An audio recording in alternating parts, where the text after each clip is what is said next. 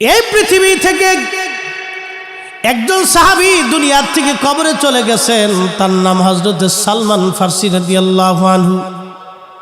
হায়াত পেয়েছিলেন 250 বছর পর্যন্ত। 250 বছর পর্যন্ত সালমান ফারসি রাদিয়াল্লাহু আনহু পৃথিবীর জমিনে বেঁচে ছিলেন। যখন তিনি ইন্তেকাল করবেন তখন তিনি ইরাকের গভর্নর ছিলেন। ইরাকের গভর্নর, আল্লাহর নবী কর্তৃক তিনি ইরাকের গভর্নর ছিলেন। যখন ইরাকের গভর্নর তিনি হলেন, হযরত ওমর কর্তৃক তিনি ইরাকের গভর্নর ছিলেন। যখন তিনি মারা যাবেন, মারা যাওয়ার সময় সালমান ফারসি রাদিয়াল্লাহু আনহু বসে বসে কাঁদতেছিলেন। কাঁদা অবস্থায় সাহাবা ইকরাম জিজ্ঞেস করলেন, হুজুর আপনি কাঁদেন কেন? আপনি না নবীর প্রিয় সাহাবী, 250 বছর পর্যন্ত বেঁচে রইলেন, কি জন্য আপনি কাঁদেন? সালমান ফারসি রাদিয়াল্লাহু আনহু ডেকে বলে, সাহাবীরা রে, তোমরা দেখো আমার কত সম্পদ জমা হয়ে গেছে, এই সম্পদগুলি নিয়ে আমি আল্লাহর দরবারে কিভাবে জবাব দিব? সাহাবীরা বলেন, হুজুর আপনার কি সম্পদ জমা হয়েছে? বলে, আমার একটা পাগড়ি জমা হয়ে গেল, আমার একটা আবা জমা হয়ে গেল, আমার একটা জুব্বা জমা হয়ে গেল, আমার একটা হাতের লাঠি জমা হয়ে গেল, আমার একটা পানির পিয়ালা জমা হয়ে গেল, আমার একটা খাওয়ার বাসন জমা হয়ে গেল। এত সম্পদ নিয়ে আমি মেহশরের নবীর সামনে কিভাবে দাঁড়াইব? আল্লাহর সামনে কোন মুখ করে আমি দাঁড়াই যাব? বলো, আমার এত সম্পদ জমা হয়ে গেল। সাহাবীরা কেঁদে ফেলে বললেন, হুজুর একটা মাত্র লাঠি, একটা কাঠের বাসন, আর একটা কাঠের গিলাস, আর একটা জুব্বা, আর একটা আবা, আপনার একটা পাগড়ি জমা হয়ে গেল। একটা সাধারণ মানুষের তো ফকিরের এর চাইতে বেশি থাকে হুজুর, এই সামান্য সম্পদ নামি আপনি চিন্তায় পড়ে আছেন। সালমান ফারসি জবাব দিলেন, সাহাবীরা রে, আমি আমার মাসুকের জবান থেকে শুনেছি, আমি আমার নবীর জবান থেকে শুনেছি, আমি আমার রসুলের জবান মোবারক থেকে শুনেছি, দুনিয়ার ভিতরে বহু সম্পদ রেখে যারা কবরে যাবে আল্লাহর আদালতে তাদের জবাবদিহিতা করতে হবে। এত সম্পদ নিয়ে আমি নবীর সামনে কেমনে দাঁড়াবো, আল্লাহর সামনে কেমনে দাঁড়াবো?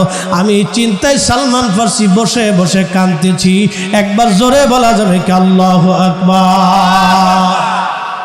ওই জমানাতে একটা ছেলেকে, খুব মেধাবী প্রখর বুদ্ধিমান ছেলেকে নিয়োগ দিলেন।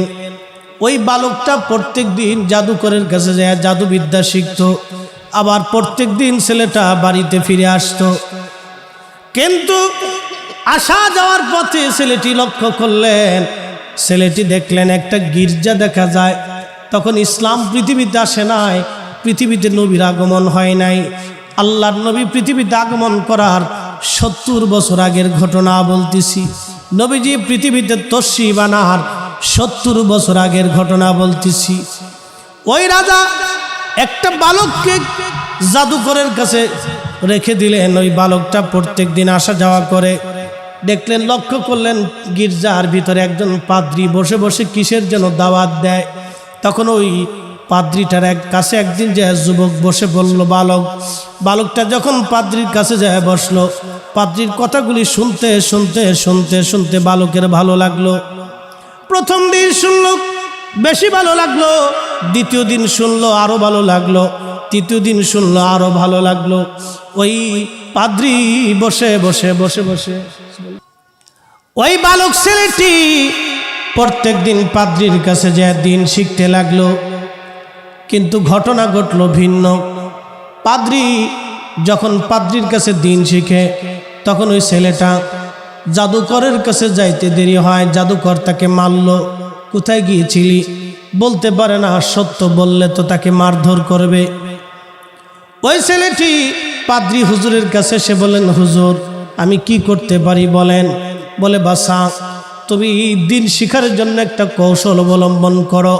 কৌশলটা হলো, যখন তুমি আমার কাছ থেকে দিন শিখে পাদ্রীর কাছে যাবে, পাদ্রী যদি তোমাকে মারতে চায় তাহলে বলবে, বাড়ি থেকে আসতে আমার একটু ভিন্ন কারণে দেরি হয়েছে। তুমি বিভিন্ন কারণ দেখিয়ে আমার কাছ থেকে দিন শিখে যাবে। বাড়িতে ফিরে যখন দেরি হবে তখন বলবা, জাদুকরের কারণে আমার বিভিন্ন কাজের কারণে দেরি হয়ে গেছে। প্রত্যেক দিন তুমি আমার কাছ থেকে দিন শিখবা। ওই ছেলেটার কলিজার ভিতরে দিনের মোহাব্বত এত পরিমাণে চলে গেল, ছেলেটা প্রত্যেক দিন পাদ্রীর কাছ থেকে এসে দিন শিখতে লাগলো। একদিন পথের মধ্য দিয়ে যাচ্ছিল, যাওয়ার সময় দেখে একটা মস্ত বড় বাঘ। আল্লামা ইমাম ইবনু কাসির আল বেদার মধ্যে লেখেন বিরাট বড় একটা বাঘ। এই বাঘটা এসে বসে রয়েছে। তখন ওই ছেলেটা একটা পাথর হাতে নিয়ে বলল, আল্লাহ, যদি তোমার ধর্ম সত্য হয়ে থাকে, তোমার একত্ববাদ সত্য হয়ে থাকে, তুমি রাব্বে কারিম যদি সত্য হয়ে থাকো, তাহলে এই পাথর আমি বাঘকে মারবো, বাঘটা যেন মরে যায়। ওই ছেলেটি পাথরখানা নিয়ে যখন বাঘের মাথা বরাবর মারল, পাথরের আঘাতে সাথে সাথে বাঘ জমিনের মধ্যে লুটায় পড়ে মারা গেল। একবার জোরে বলা যাবে কি সুবহানাল্লাহ? ও ভাই বলবেন, হুজুর আপনি কি কিচ্ছা বলেন?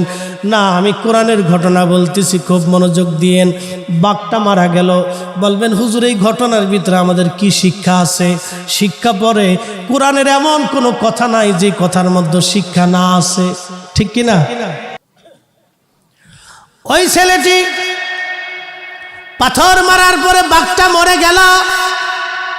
মরে যাওয়ার পরে সারা এলাকায় জানাজানি হলো, আব্দুল্লাহ ইবনে তামির বাঘ মেরে ফেলেছে।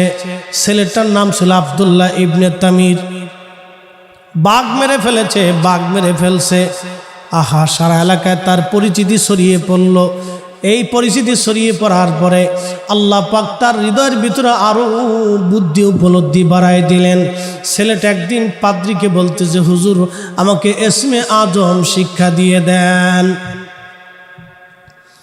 বলে, বাবা ইসমে আজম তুমি বুঝবা না, এটা অনেক বড় দামি বিদ্যা। তুমি যদি এটা শিখতে চাও তাহলে তোমার আরো বয়সের দরকার, আরো খেদমতের দরকার।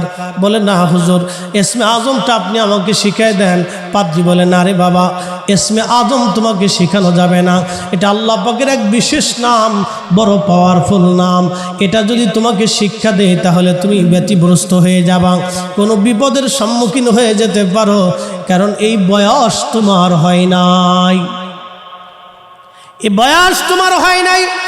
আপনি লক্ষ্য করবেন, 40 বছর বয়সে নবীজির উপরে কোরআন শরীফ নাজিল হলো। 40 বছর বয়সে। কেন 40 বছর আগে কি আল্লাহ কোরআন দিতে পারতেন না? হ্যাঁ, কোরআন শরীফ নাজিল হলো 40 বছর বয়সে, কিন্তু আমার আল্লাহ তার নবীকে নবুয়ত দিয়েছিলেন সৃষ্টির প্রারম্ভে। হযরতে আবু হুরায়রা বলেন, আমি নবীজির জবান থেকে শুনেছি, নবী বলেছেন, কুনতু আউয়ালুন নাবিয়্যিনা ফিল খালক, সৃষ্টির মধ্যে আমি প্রথম নবী, আমার আগে কোনো নবী নাই। ওয়া আখিরুহুম ফিল বাস, সৃষ্টির মধ্যে আমি শেষ নবী, আমার পরে আর কোনো নবী হবে না। একবার জোরে বলা যাবে কি মারহাবা? আল্লাহর এই যুবক বান্দাটি, এই বালক পাদ্রীর কাছে বলেন, হুজুর আপনি আমাকে ইসমে আজম শিক্ষা দেন।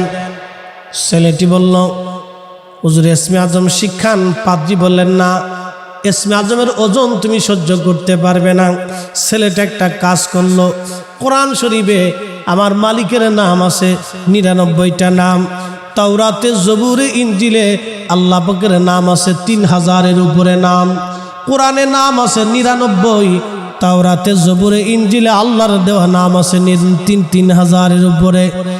সারা তাওরাত জবুর ইনজিল খুঁজে খুঁজে ছেলেটি আল্লাহর যতগুলি পবিত্র নাম মোবারক আছে এই নামগুলি সংগ্রহ করার পরে সে প্রত্যেকটা তীরের ফলার ভিতরে নামগুলি লেখলো। নামগুলি লেখার পরে সে আগুন জ্বালাইলো। আগুন জ্বালাইয়া প্রত্যেকটা তীর সে আগুনের মধ্যে মারতে লাগলো। সব তীর আগুনের মধ্যে পড়ে যায়, কিন্তু আল্লাহর ইসমে আজম খচিত নামটা আগুন থেকে বারবার লাফ দিয়ে জমিনের মধ্যে পড়ে যায়। একবার আওয়াজ তুলে বলা যাবে কি সুবহানাল্লাহ? ওই ছেলেটি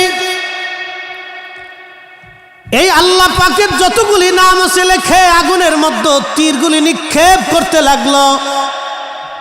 সব তীরগুলি আগুনের মধ্যে পড়ে যায়, কিন্তু আল্লাহ পাকের ইসমে আজম খচিত নাম, এই নামটা তীর থেকে বারবার লাফ দিয়ে বের হয়ে আসে। এবার ওই ছেলেটি তীরের ফলা নিয়ে পাদ্রীর কাছে যা বললেন, হুজুর আমি ইসমে আজম পাইছি। বলে, বাবা তুমি ইসমে আজম কেমনে পাইছো? বলে, হুজুর আমি আল্লাহ পাকের যতগুলি নাম আছে সব তাওরাত জবুর ইনজিল থেকে কালেকশন করে তীরের ফলার মধ্যে লিখে আমি আগুনের কুণ্ডুলি পাকাই আগুনের মধ্যে মেরেছিলাম। সব তীর আগুনের মধ্যে পড়ে যায়, কিন্তু আল্লাহ পাকের ইসমে আজম খসিত নাম আগুন থেকে বের হয়ে আসে। ওই পাদ্রী ডেকে বলে, বাবারে ইসমে আজমের এমন এক পাওয়ার, এমন এক ক্ষমতা, তুমি তো বিপদের মধ্যে পড়ে যাবা, কারণ তুমি ধৈর্য ধরতে পারবা না। তবে একটা কথা বলি, যদি কোনোদিন বিপদের মধ্যে পড়ো, জীবনে কিন্তু কোনোদিন আমার নাম বলবা না। তখন ওই ছেলেটি আল্লাহ পাকের ইসমে আজমের বদলতে আল্লাহ তাকে একটা নিয়ামত দিলেন। নিয়ামত কি জানেননি? আল্লাহ পাকে তাকে মুস্তাজাবাতুদ দাওয়া বানায় দিলেন। ছেলেটা আল্লাহর কাছে যা বলতো আমার আল্লাহ পাক তাই কবুল করে নিতেন। জোরে বলেন সুবহানাল্লাহ।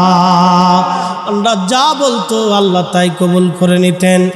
সহিহ বুখারীর মধ্যে আসছে, আল্লাহর নবী বলেন, উম্মত যখন আমার বান্দারা ফরজ ইবাদত করে, ফরজ ইবাদত করার পরে আমার বান্দারা যখন নফল ইবাদত করে, ফরজ ইবাদত করার পরে আমার বান্দারা যখন নফল ইবাদত করে, নফল ইবাদতের কারণে আল্লাহ বান্দার দিকে আসে, বান্দা আল্লাহর দিকে যায়, আল্লাহর সাথে বান্দার ঘনিষ্ঠ সম্পর্ক হয়ে যায়।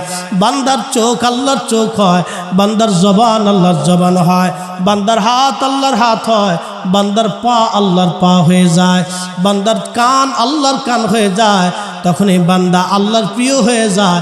এই বান্দা সম্পর্কে আল্লাহ বলেন, ওয়া ইনসাআলানি লা উতিয়ান্নাহু, আমার এই বান্দা আমি মালিকের কাছে কিছু চাইতে দেরি হয়, আমি আল্লাহর পক্ষ থেকে যাইতে দেরি হয় না। একবার জোরে বলা যাবে কি সুবহানাল্লাহ।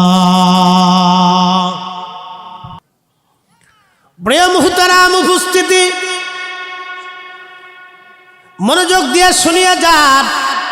ওই ছেলেটি ইসমে আজম শিখার পরে আল্লাহ তাকে মুস্তাজাবাতুদ দাওয়া বানাইলেন।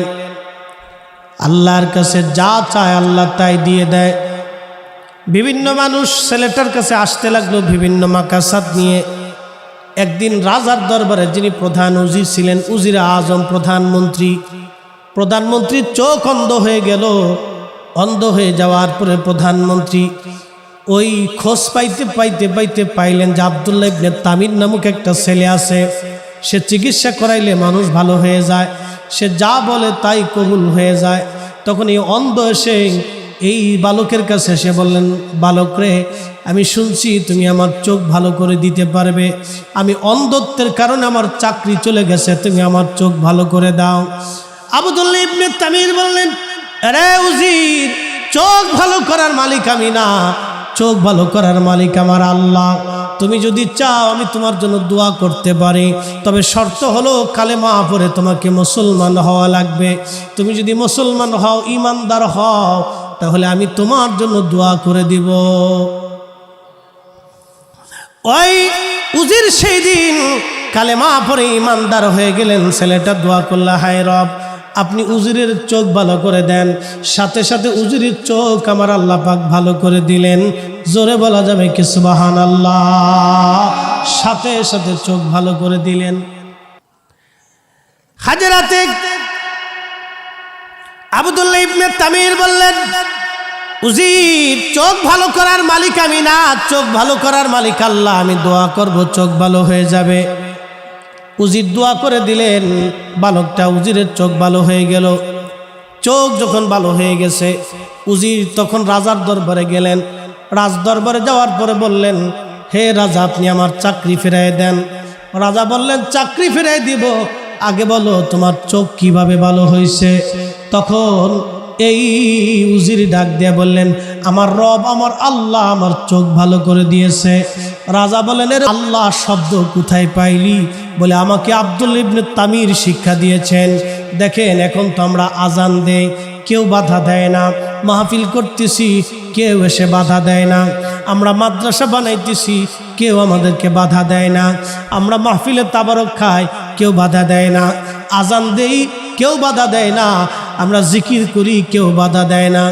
সেই দিন দিনের জন্য উজিরকে ডাক দিয়ে বলা হলে, এই উজির, এই কালাম তুমি কোথায় পাইছো? উজির বলতেছে এই কালাম আমাকে আব্দুল্লাহ ইবনে তামির শিক্ষা দিয়েছে। বলে আব্দুল্লাহ ইবনে তামিরকে ধরে নিয়ে আসো। আব্দুল্লাহ ইবনে তামিরকে ধরে নিয়ে যাওয়া হলো। আব্দুল্লাহকে বলা হলো, আব্দুল্লাহ তুমি তো অনেক বড় জাদুকর হইছো যে আমার উজিরের চোখ ভালো করে দিছো। আব্দুল্লাহ ডাক দে বলে, বাচ্চা চোখ আমি ভালো করি নাই, চোখ ভালো করেছে আমার আল্লাহ। একবার জোরে বলা যাবে কি সুবহানাল্লাহ? চোখ ভালো করেছে আমার আল্লাহ। বলে আল্লাহ চোখ ভালো করেছে, এই কথাটা কোথায় পাইলি আব্দুল্লাহ? বলে আমাকে ওই পাদ্রী শিক্ষা দিয়েছে।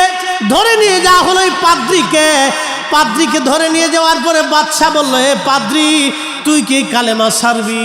পাদ্রী বললেন, না না না, জীবন চলে যাবে, এই ঈমান আমি ছাড়তে পারবো না। পাদ্রীর মাথা বরাবর করাত ধরা হলো।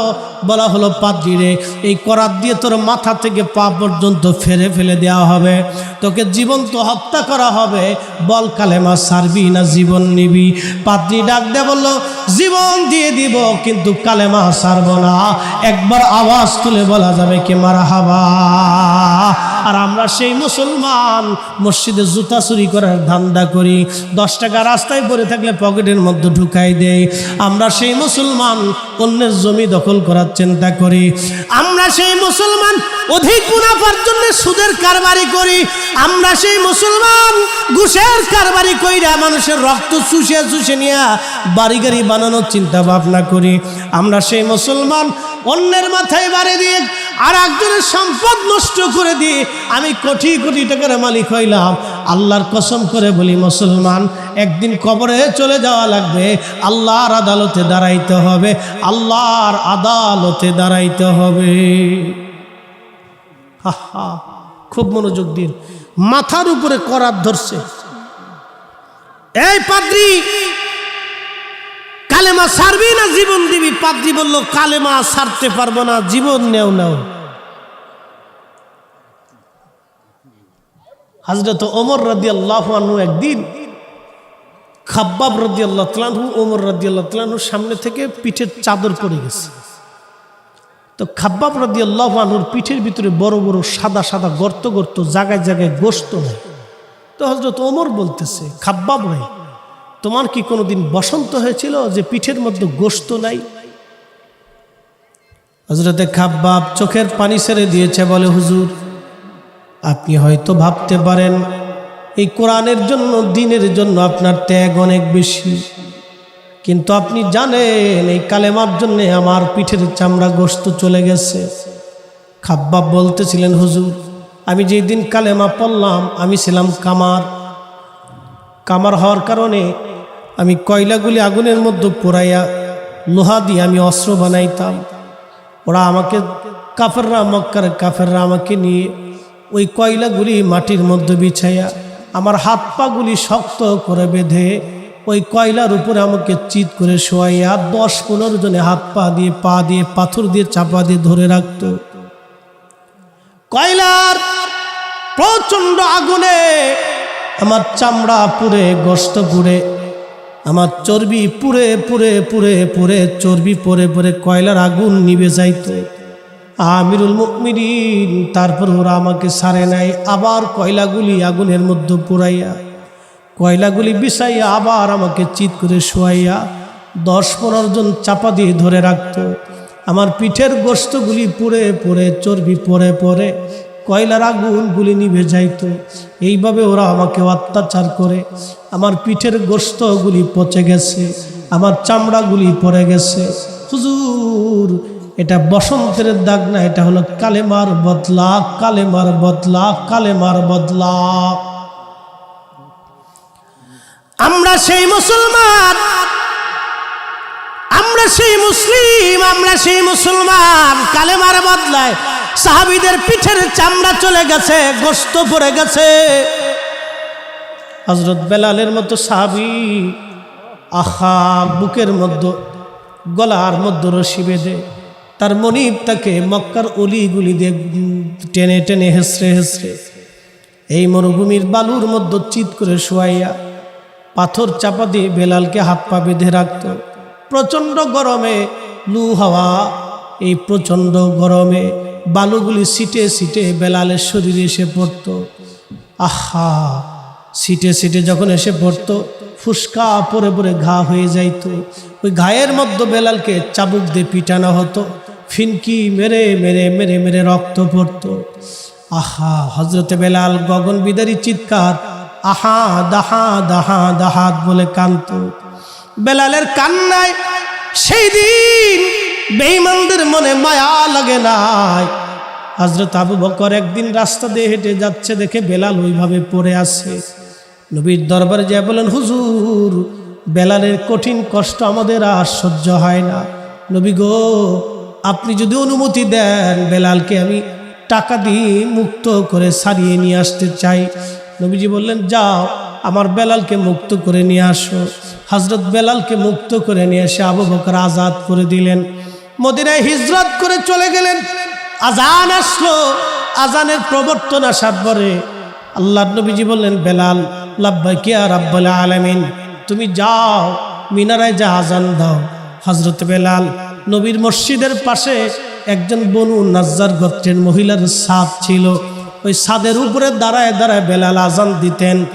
আহা, বেলালের আজানের তাওয়াজ্জু এতই পরিমাণে ছিল, বেলাল আজান দিলে মদিনার সাহাবীরা ঘর থেকে পাগলের মতো ছুটাইসা মসজিদে নববীতে নামাজের কাতারে দাঁড়ায় যাইতো। জোরে বলা যাবে কি সুবহানাল্লাহ। হযরতে বেলাল আজান দেয়, কিন্তু আজানের মধ্যে ভুল হয়, আশহাদুর জায়গা বেলাল আশহাদু পড়ে। কারণ বেলাল যখন আহাদ আহাদ বলে কাঁদতো, তখন ইহুদি চিন্তা করলো বেলালের পিঠের চামড়া উঠাইলাম, কিন্তু জবান তো বন্ধ করতে পারলাম না, এবার বেলালের জবান বন্ধ করা দরকার।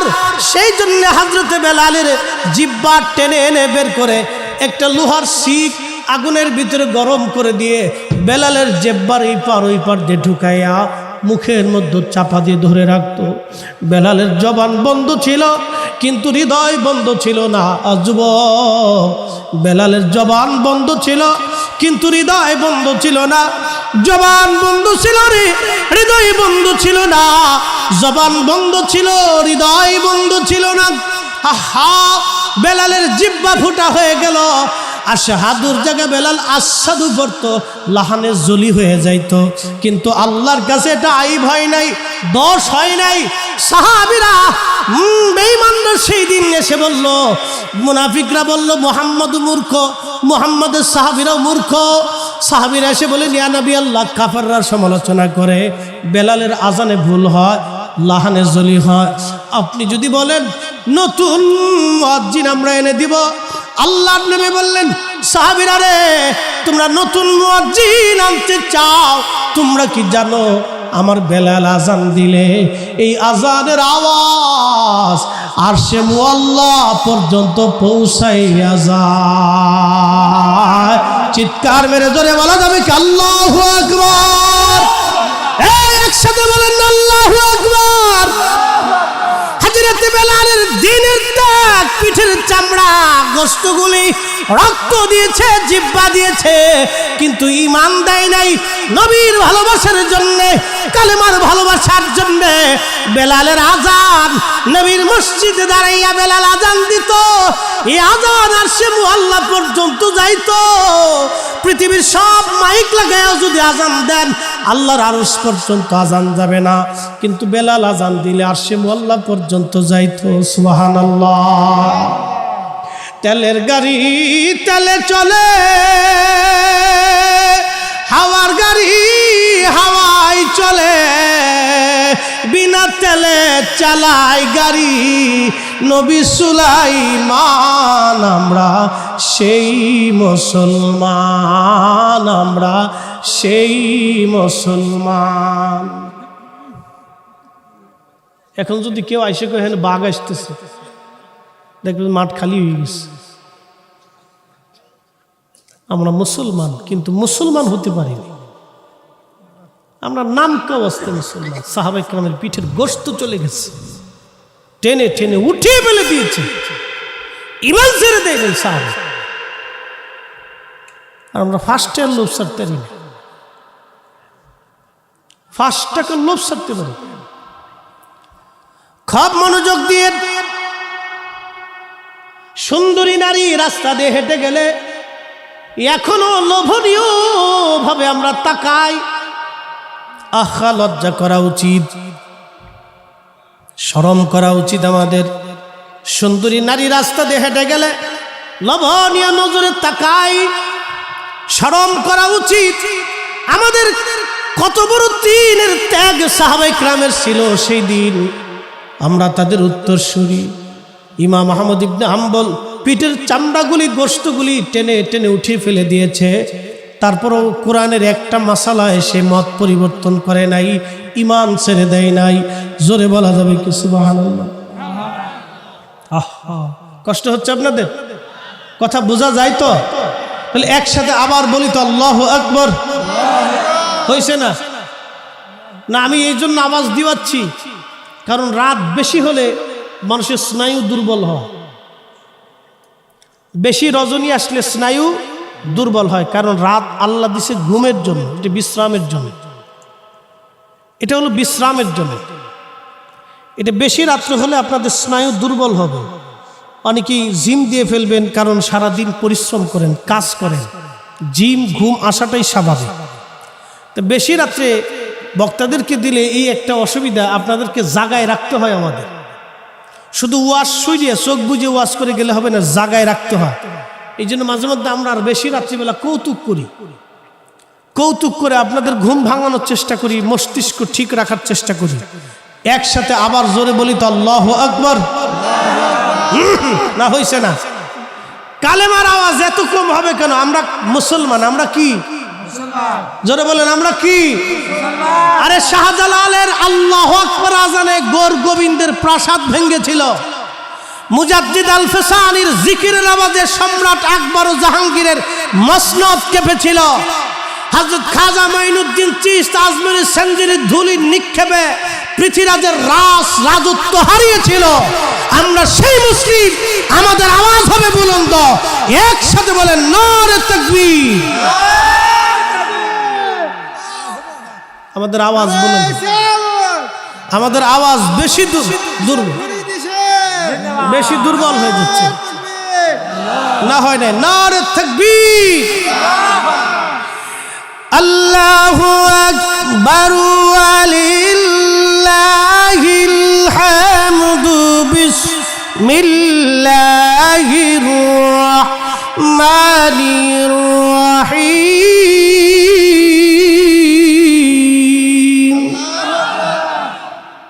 কোরআন শরীফ ভালো লাগে? ওয়াজ একটা, তেলাওয়াত আর একটা। আধা ঘন্টা ওয়াজ করলে যে কষ্ট হয়, 2 মিনিট তেলাওয়াত করলে সে কষ্ট হয়। এটা শরীরের প্রত্যেক লোমকূপ থেকে ঘাম বের হয়ে আসে। আমিদু কামা আমানান নাস।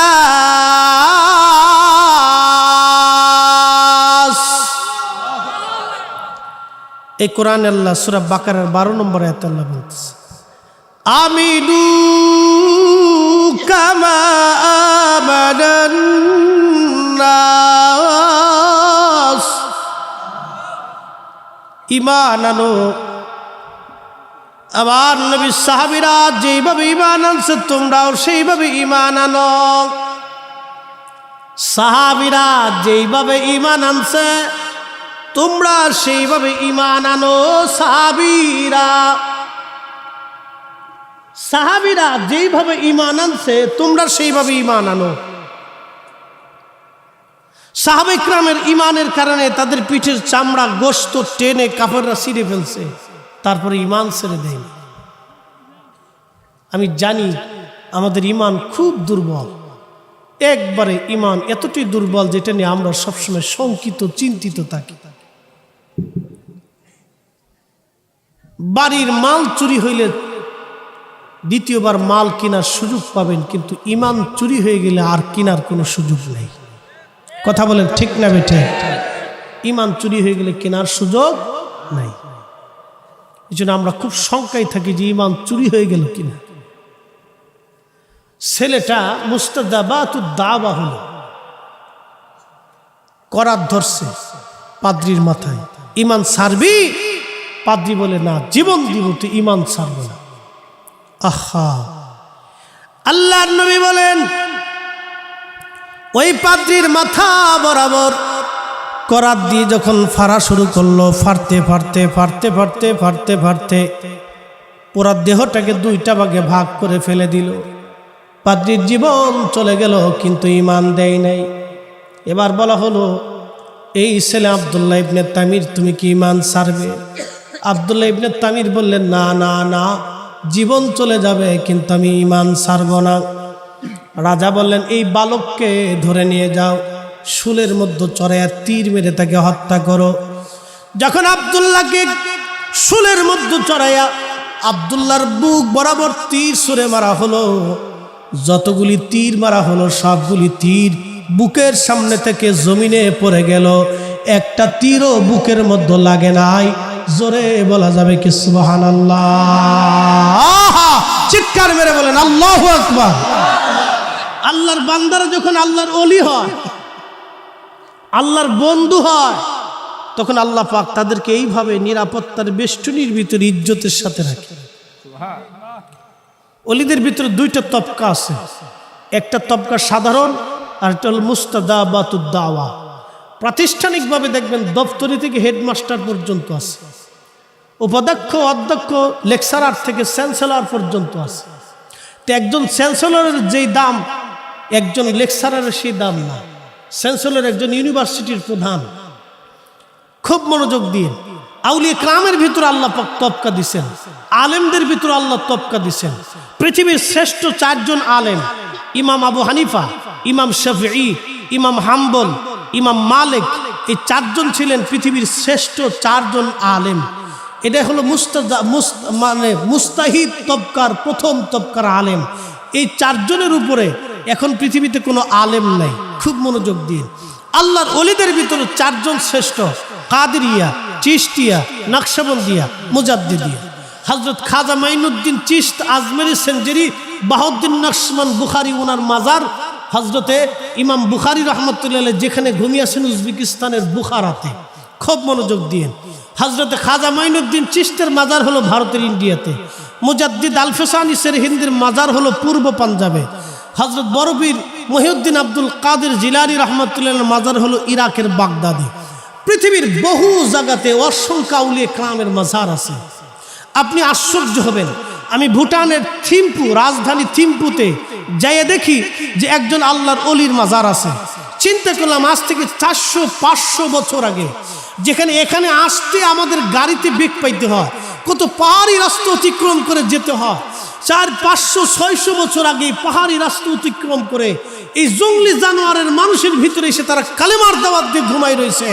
একসাথে ভাই বলা যাবে না আল্লাহু আকবার? মাঝে মধ্যে চিন্তা করি, আমরা তৈরি করা মঞ্চ পাইছি, ওয়াজ করে চলে যাইতেছি, কিন্তু আগের দায়ী আল্লাহ তারা কেমন ছিলেন, আগের যুগের দায়ী তারা কেমন ছিলেন। হায় আল্লাহ, বছরের পর বছর, দিনের পর দিন পায়ে হেঁটে হেঁটে হেঁটে হেঁটে ঝড় বৃষ্টি উপেক্ষা করে ঝড় জঙ্গলে বাসা বেঁধে পাহাড়ের গুহার মধ্যে ঘুমিয়ে তারা মানুষের কাছে আল্লাহর কালেমার দাওয়াত ছড়াই দিচ্ছে। সেই হিসেবে আমরা দিনের জন্য কিছুই করতে পারি নাই। মাঝে মধ্যে চিন্তা করি, এই 500-1000 টাকা মাদ্রাসায় দিয়ে আপনি ভাবতেছেন দিনের অনেক বড় খেদমত করে ফেলছেন। না, আপনি দিনের খেদমত করেন নাই, বরং আপনি আরো বেঁচে গেছেন। কেউ যদি মনে করেন যে এই মাদ্রাসায় 10,000 টাকা দিয়ে আমি উপকার করছি, আল্লাহর কসম, ডাহা মিথ্যা কথা। আপনি নিজের উপকার করেছেন, নিজের। এ ভাই, আমাদের দেশে অনেক সময় যে মানুষ দান করে না, জাকাত, দেখবেন সিরা লুঙ্গি দিছে, মাইকিং করে, হ্যাঁ আপনাদেরকে জাকাতের কাপড় দিবেন বিশিষ্ট দানবীর সমাজসেবক, একবারে সারা এলাকা মাইকিং করছে। তো গরিব মানুষ গেছে, 150 টাকার ফসা একখান লুঙ্গি, 200 টাকার একটা ফসা কাপড়। 1 মাস পরার পরে ডান পাশে ক্ষয়ে পড়ে যায়, আর এক পাশে পরার পরে আর পাশে সিরে চলে যায়। ও মনে করছে আমি জাকাত দিয়ে মনে খুব উদ্ধার করছি। জাকাত কি জানেন? জাকাত হলো আপনার মালের পবিত্রতা। আপনি জাকাত দিবেন আল্লাহকে খুশি করার জন্য। আপনি জাকাত দিচ্ছেন, আল্লাহ আপনার উপরে ফরজ দায়িত্ব দিয়ে রাখছে, আপনি দায়িত্ব প্রাপ্ত হয়েছেন। জাকাত আপনাকে দিয়ে আপনি আল্লাহর কাছ থেকে মাপ চেয়ে নেবেন। ওই যে গরিব মানুষ আপনার কাছে যাকাত নিতে আসছে, ও গরিব কিন্তু আপনার কাছে পাওনাদার হিসেবে আসছে। আপনি তাকে এহসান করতেছেন না, বরং আপনি তাকে দিবেন আপনার উপরে যেই মাল আছে দিয়ে দিলে আপনি বাইসে গেলেন। অর্থাৎ আপনি ওই গরিব মানুষের জিনিস গরিব মানুষের কাছে পৌঁছাইতেছেন, ওই জিনিস আপনার না,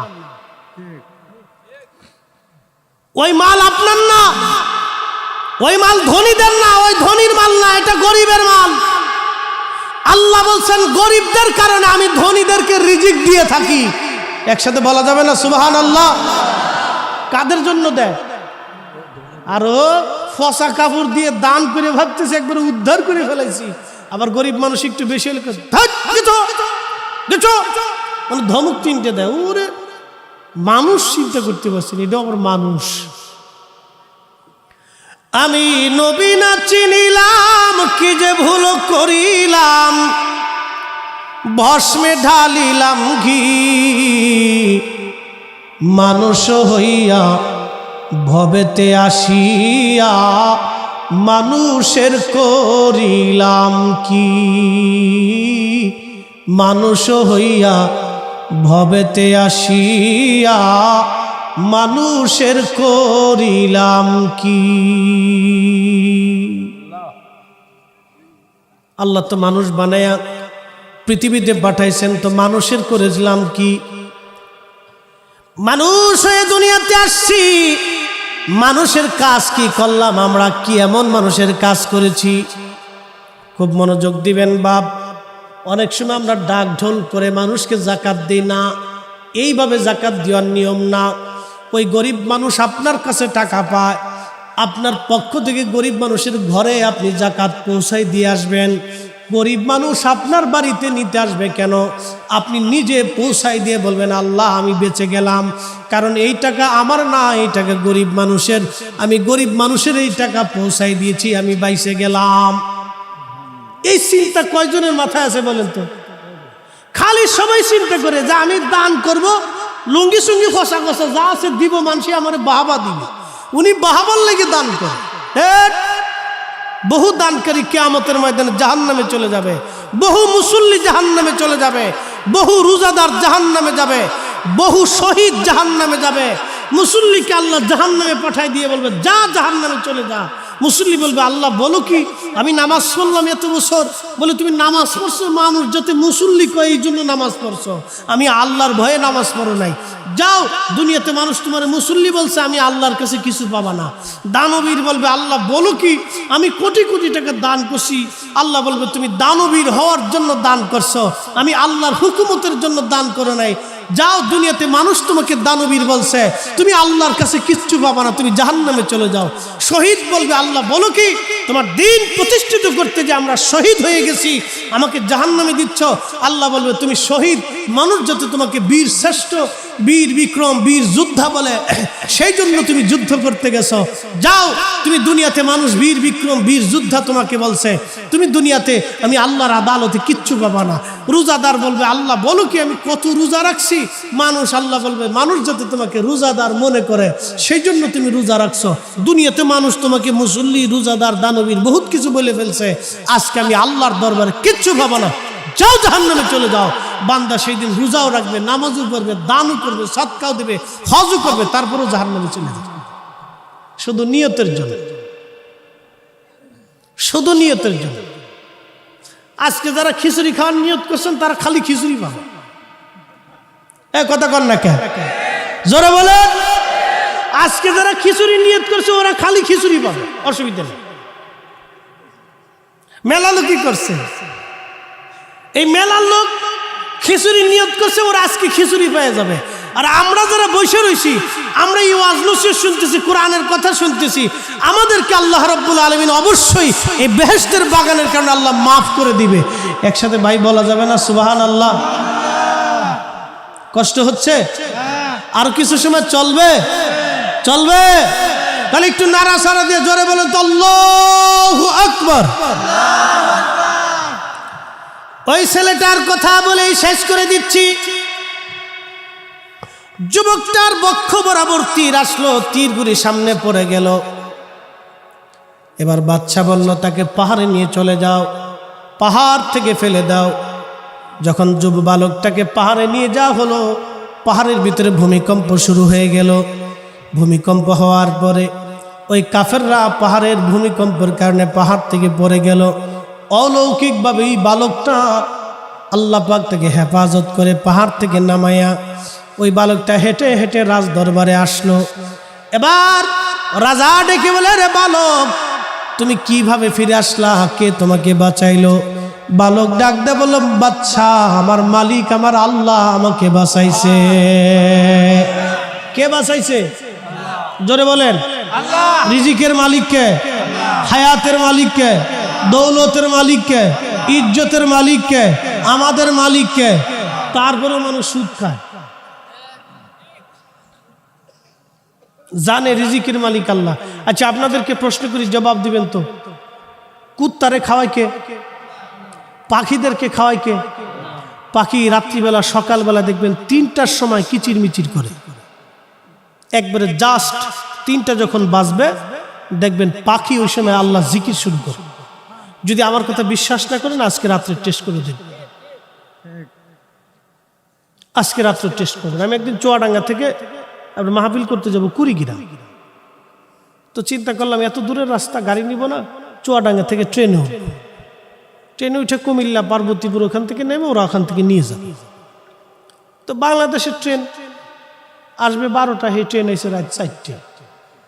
বুঝতেছি নি তো ট্রেনের খবর, ঝকঝকাঝক ট্রেন চলেছে। ট্রেনের বাড়ি কই? বাড়ি আর খুঁজে পাইলাম না। ট্রেনের যে কোন জায়গা বাড়ি, আর বাড়ি খুঁজেই পেলাম না।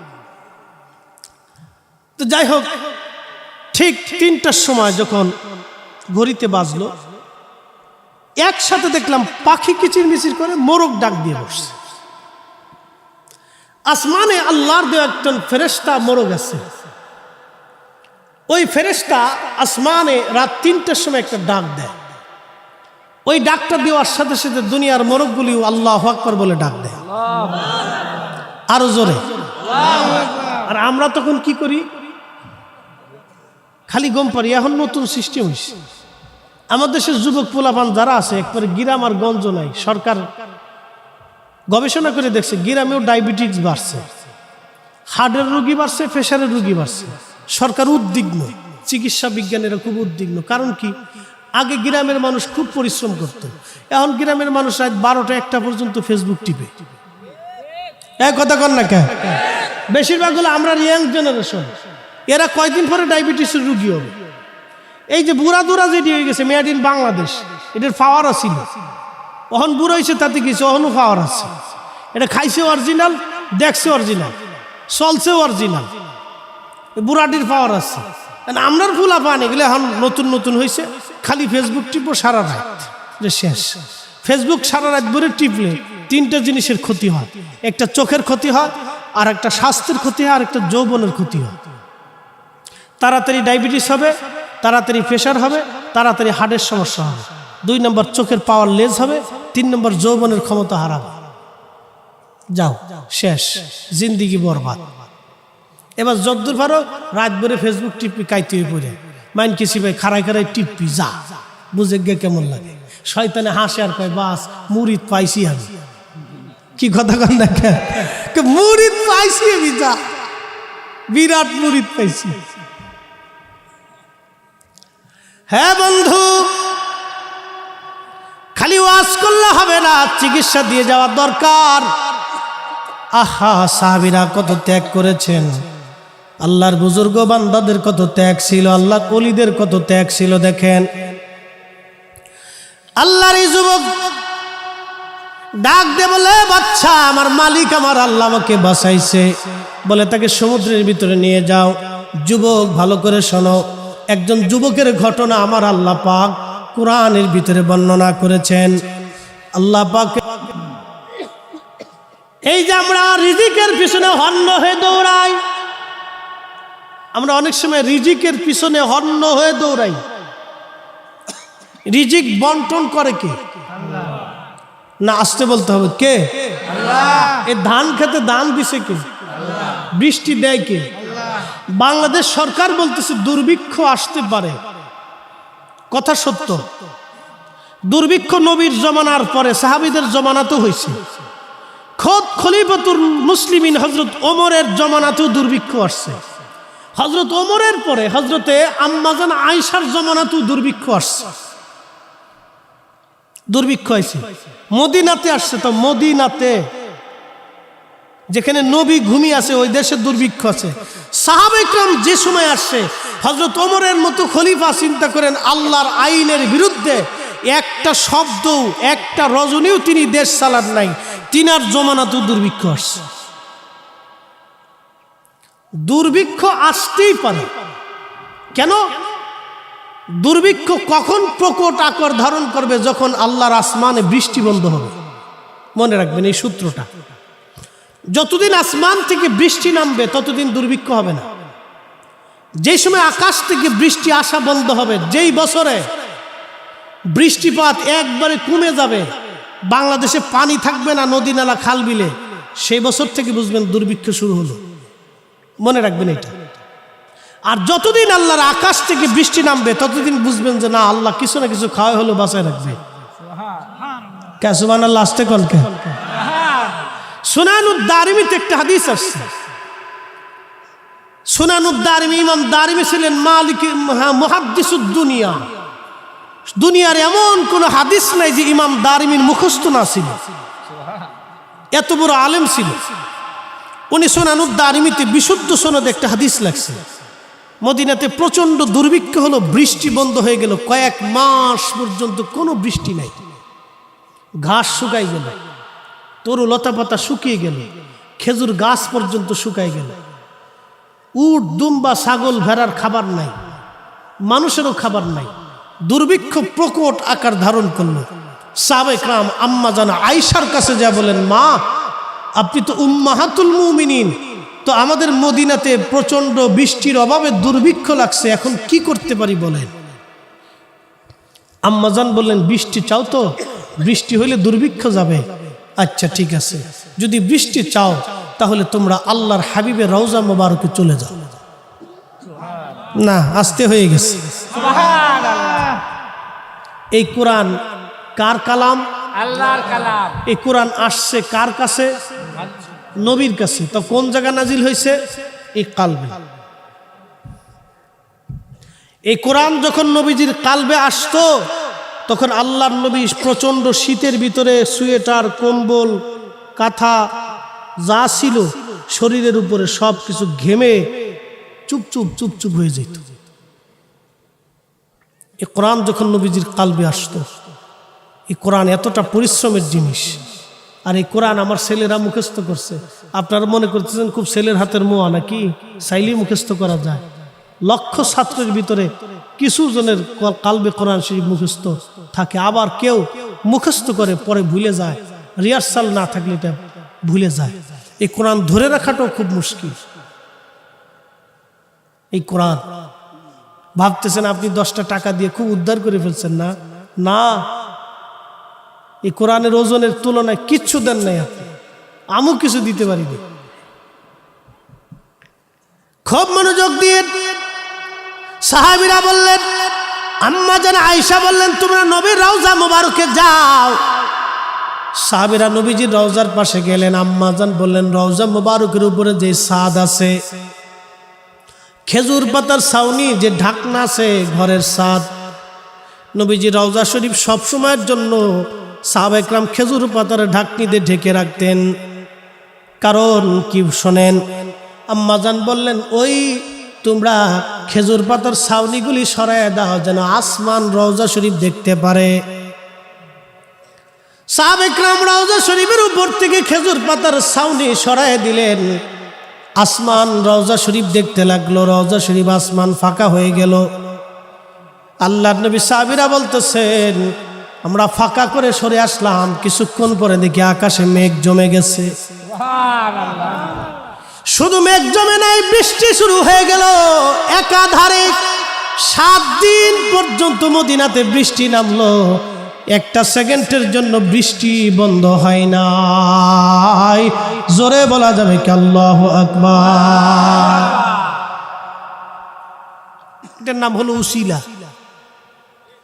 এটাকে উসিলা বলে। আপনি বুঝেন না, সেটা আপনার দোষ, উসিলার দোষ না। এটা হলো উসিলা। আচ্ছা বলেন তো, সাহাবীরা কি আল্লাহ চিনত না? আম্মা জান আয়েশা সিদ্দিকা তিনি কোন জবানের মালিক জানেন? যেই জবানে নবীজি খাবার দিয়ে দিতেন। কে আসতে কোনকে জোরে বলেন। আম্মা জান আয়েশা তো আমার নবীর বিবি ছিলেন, আমাদের মা। এতটাই আম্মাকে ভালোবাসতেন নবীজি যে ইন্তেকালের সময় নবীজি বললেন, আয়েশা আমাকে একটু মেসাক বানাই দাও, আমি মেসাক করতে চাই। আম্মা জান বললেন, হুজুর আপনি তো অসুস্থ। নবীজি বললেন, তুমি একটা মেসাককে চিবিয়ে আমার জন্য নরম করে দাও। আম্মা জান মেশক চিবাইলেন, চিবাইয়া নবীজির মুখে দিলেন। নবীজি ওই মেশক দিয়া দাঁত মেজেছিলেন ইন্তেকালের কিছু সময় আগে। সেই আম্মা জানের জবান আল্লাহর কাছে যা চাবে আল্লাহ তাই দিবে। তারপর আম্মা জান বলছে, আমার রসুলের রওজার কাছে যাও, ওইখানে যে সাত ফাঁকা করে দাও, নবীর রওজা দেখলে আসমান থেকে বৃষ্টি আসবে। যাও, একসাথে জোরে বলা যাবে না আল্লাহু আকবার। এটা নবীর রওজার পাওয়ার। এখন কিছু ভাই তো নবীর কবর খুঁজে পায়, রওজা খুঁজে পায় না, কোথায় যাবে? এই কোরআনে আল্লাহ বলেন, ওয়াল্লাযীনা আমানু ওয়া আমিলুস সলিহাতি ফি রাউজাতিল জান্নাহ, যারা নেক আমল করবে, ঈমানে পাকা হবে, তার কবরটাকে আমি আল্লাহ রওজা বানায় দিব। একসাথে বলা যাবে সুবহানাল্লাহ। আরে নবীর কারণে উম্মতের কবর রওজা হয়, আর আমার ভাই কবর খুঁজে পায় না, রওজা খুঁজে পায় না। হাদিসে পাই না। হাদিসে পাবেন কেন? কোরআনেই তো আছে। আপনি হাদিস তালাশ করতে যাবেন কেন? যেই সমাধান কোরআন আছে সেই সমাধান তো হাদিসে খোঁজার দরকার নাই।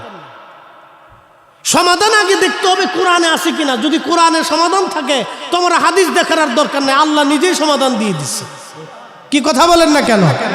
সমাধান কে দিছে? আল্লাহ নিজেই দিয়ে দিচ্ছে। আল্লাহর হাবিব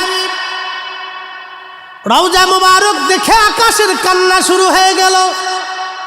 7 দিন পরে সাহাবীরা এসে বলে, নিয়া ওগো উম্মাহাতুল মুমিনিন, আজকে 7 দিন হলো বৃষ্টির কারণে আমাদের মাটির ঘর নরম হয়ে গেছে। আম্মা জান, বৃষ্টির আর প্রয়োজন নাই, আপনি দয়া করে বৃষ্টি বন্ধ করার ব্যবস্থা করেন। আম্মা জান বললেন, তাহলে বৃষ্টি যদি না লাগে তাহলে রওজা শরীফের উপরে আবার পুনরায় ছাদ নির্মাণ করে দাও, খেজুর পাতার ছাউনি দিয়ে রওজা শরীফ ঢেকে দাও, যেন আকাশ রওজা শরীফ দেখতে না পারে। আম্মা জানের কথা অনুযায়ী সাহাবীরা চলে গেলেন। যাওয়ার পরে দেখলেন রওজা শরীফের উপরে ওই খেজুর পাতার ছাউনি দিয়ে আবার রওজা শরীফ ঢেকে দিলেন। যখন রওজা ঢেকে দিলেন বৃষ্টি বন্ধ হয়ে গেল। আল্লাহ, মদিনার দুর্ভিক্ষ চলে গেল, অভাব চলে গেল। বাংলাদেশেও দুর্ভিক্ষ যদি ক্ষুধার বৃষ্টি নামাইতে হয় তাহলে অধিক পরিমাণে আপনাদের দুরূদ শরীফ পড়া লাগবে, আর অধিক পরিমাণে দানের হাত প্রশস্ত রাখা লাগবে, আর অধিক পরিমাণে মানুষের জন্য আপনার দস্তরখানা উন্মুক্ত রাখা লাগবে। 3টা কাজ। হ্যাঁ দিচ্ছি। আচ্ছা তাহলে আচ্ছা, এই ফাঁকে 3টা কাজ আমি বলতেছি, বলি মহিলাদের একটা দান আসছে, আমি বলতেছি 3টা কাজ। 1 নম্বরে অধিক পরিমাণে উম্মত নবীজি রওজা শরীফে দুরূদ পাঠাবে। আবার বলি, এই অভাব দুর্ভিক্ষ থেকে যদি বাঁচতে চান, আসন্ন দুর্ভিক্ষ যদি আসে, যদি লাগে, তাহলে এখান থেকে যদি বাঁচতে চান 3টা কাজ আপনাকে করতে হবে। 1 নম্বর, উম্মত অধিক পরিমাণে রওজা শরীফে দুরূদ পাঠাবে, দুরূদ সালাম পাঠাবে। একসাথে বলা যাবে না মারহাবা? অধিক পরিমাণে কি পাঠাবে? দুরূদ সালাম, নবীজির রওজা পাঠাবে। 2 নম্বর আরেকটা কাজ, আপনার দস্তরখানা, আপনার খাবার অন্যের জন্য উন্মুক্ত থাকতে হবে, অর্থাৎ আপনি নিজে খাবেন, অভুক্তকে খাবার খাওয়াবেন। 3 নম্বর, আপনার দানের হাতকে সবসময় প্রশস্ত রাখতে হবে। যদি এই দুর্ভিক্ষ থেকে আপনাকে বাঁচতে হয়, যদি কখনো আসন্ন আসমান থেকে বৃষ্টি বন্ধ হতে উপক্রম হয়, দেখবেন যে বৃষ্টি বন্ধ হয়ে যাচ্ছে, তখন এই কাজগুলি আপনাদের অধিক পরিমাণে করতে হবে যদি বাঁচতে চান। 3টা কাজ, খুব মনোযোগ দেন। মহিলাদের দান আসছে নগদ 10,377 টাকা। আমরা সবাই বলি না মারহাবা? 20,000 কালেমা আছে। ঘটনা কিন্তু বদরের যুদ্ধে হযরত কাতাদা রাদিয়াল্লাহু তাআলার চোখ বের হয়ে গেছিল। মনোযোগ দেন। বদরের যুদ্ধে কাতাদা রাদিয়াল্লাহু তাআলার একটা চোখ বের হয়ে এইখানে ঝুলে পড়ছিল।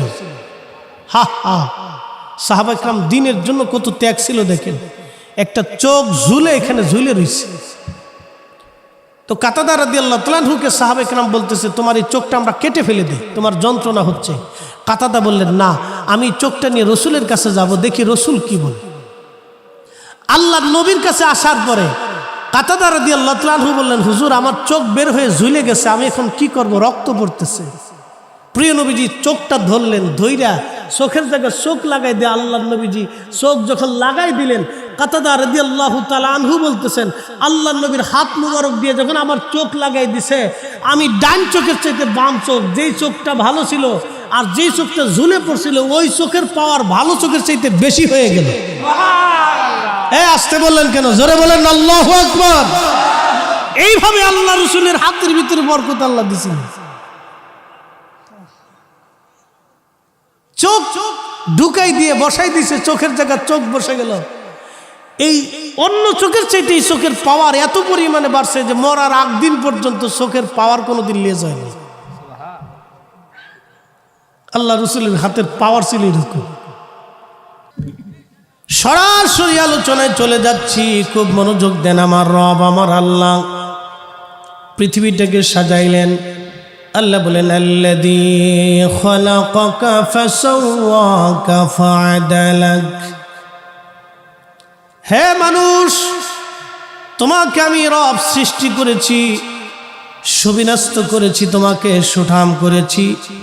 তোমার যেখানে চক্ষু দেওয়ার দরকার আমি আল্লাহ চোখ দিয়েছি। ফি আই সূরাতিন মা শাআ রাক্কাবাক।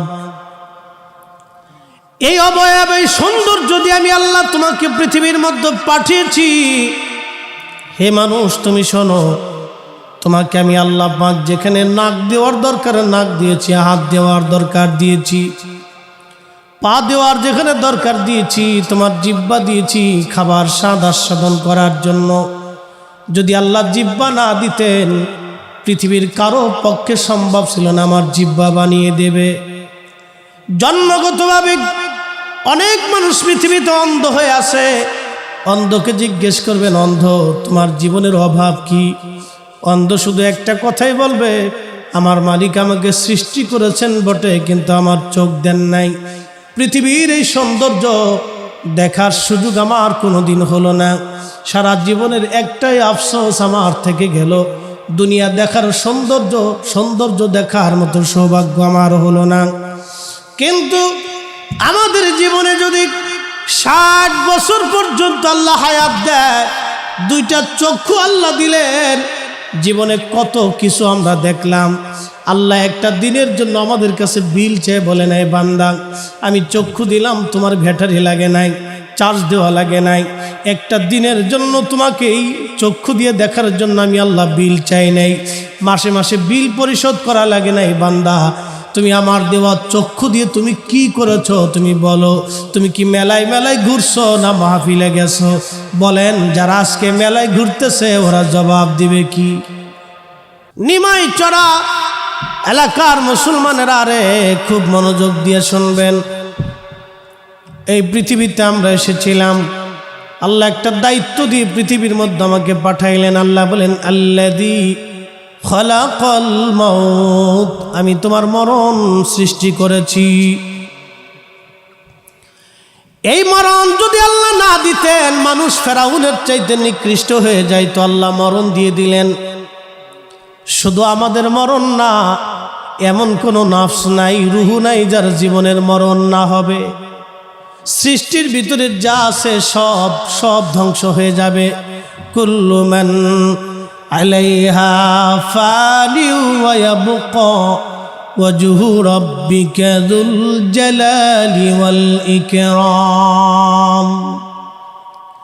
আল্লাহ বলেন, যা কিছু আছে সব ধ্বংস হয়ে যাবে, কিছুই পৃথিবীর মধ্যে থাকবে না। আহা, একদিন আমরাও পৃথিবী থেকে কবরে চলে যাব। পৃথিবী বাংলাদেশের সবচেয়ে বড় বড় ধনী যারা ছিলেন, বিভিন্ন গ্রুপ কোম্পানির মালিক, যেমন বসুন্ধরা, যমুনা এবং আপনার স্কয়ার, বড় বড় গ্রুপ কোম্পানির মালিক যারা, কোটি কোটি টাকার মালিক, এমনকি হাজার হাজার কোটি কোটি টাকার মালিক তারা ছিলেন। কবর দেশে হারায় গেছে। ওই 1000 কোটি টাকার মালিকের জন্য 3.5 হাত জমিন বরাদ্দ। আর